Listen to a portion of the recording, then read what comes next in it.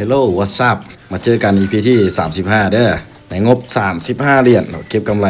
มือละ3เหรียญเราจะมาซื้อต่อกันมื้อนี้ซึ่งว่าขอบอกไว้ก่อนเลยมื้อนี้ซูซี่อาจจะบ่มีเวลาเนาะก็เลยว่ามาหาโอกาสเนาะมาญาติเวลาเที่ยวมาเชียร์ช่วงเช้าๆนี่ก็คืออาจจะเป็นแต่รอบเดียวตอนเช้าเนาะแล้วก็อาจจะเป็นตอนแรงเด้อพอดีมีภารกิจหน่อยนึงก่อนอื่นเนาะเวลาที่เข้ามาแน่นอนเราก็ต้องปั๊มเงินซะก่อนเนาะลองมาเจาะเบิ่งว่าจะเป็นจิรอดหรือจิร่วงกลับมาติดตามเบิ่งนำเดียวเลยเนาะซึ่งว่าเงื่อนไขก็คือ9เลยทุกคนต้องเป็นแท่งเทียนที่สมบูรณ์เนาะแล้วก็บ่พันพ่วนแห้งเด้อเงื่อนไขนะบ่พันพ่วนแห้งการที่ตัวของก้าวกับบ่ต้องขึ้นแห้งลงแห้งเกินไปเนาะถ้าเราเป็นลักษณะแบบนี้เนี่ยบ่เชียดเลยนะลักษณะแบบนี้นะคือดอทคอยตัวนี้เนาะค่อนข้างแบบพิมพ์ไส้ยาวไปแท่งน้อยๆบ่เอาเนาะแล้วก็เงื่อนไขตัวที่2ก็คือต้องเป็นแพทเทิร์นแท่งเทียนเรียงเดียวเนาะ3แท่งบ่ว่าจะเป็นแท่งเขียวหรือแท่งแดงมันต้องบ่มีแท่งเริ่มมาขั้นนะทุกคนคือ3แท่งเรียงเดียวหรือ4แท่งขึ้นไปแห้งดีเนาะเวลาเขาจะเช็ดใส่เทคนิคตามแท่งเทียนเด้ตามที่มาเบิ่งนี่ก็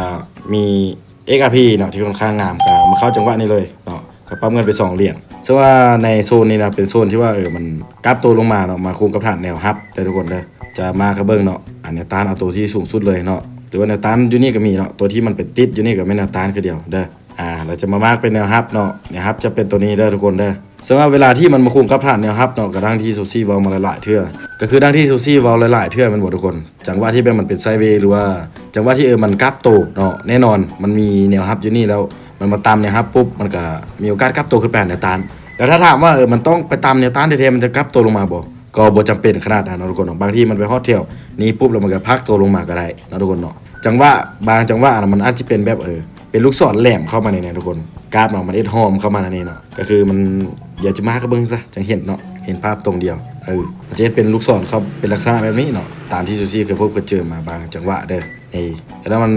ไปตามในปุ๊บมันจะกดตัวลงมาเนาะลงมาลุ่มมันจะกดตัวไปเป็นน้อยๆมานี่ปุ๊บเนาะแล้วมันก็จะไปต่อเด้อทุกคนเด้อคืออันนี้ก็คือแนวโน้มตลาดที่ซูซี่เคยพบเคยเจอเนาะแต่ว่าอันนี้บ่เป็นประเด็นดอกเพราะว่าเราสิเชื่อตามแบบเทคนิคตามแท่งเทียนเด้อทุกคนเนาะเฮาก็เบิ่งแนวรับแนวต้านหลักๆแล้วก็โอเคแล้วเนาะทุกคนเนาะเบิ่งแพทเทิร์นแท่งเทียนได้แล้วก็โอเคซึ่งว่าในคลิปนี้นะก็เป็นว่าได้กำไรนะทุกคนเนาะได้กำไรมาอยู่ที่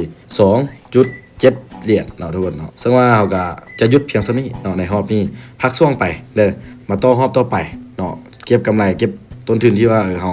ปั้นมานี่เอาไว้ไปต่อรอบต่อไปเด้อแล้วมาลุ้นน้ำเดียวเนี่ยว่าจะเป็นอะไรรอบต่อไป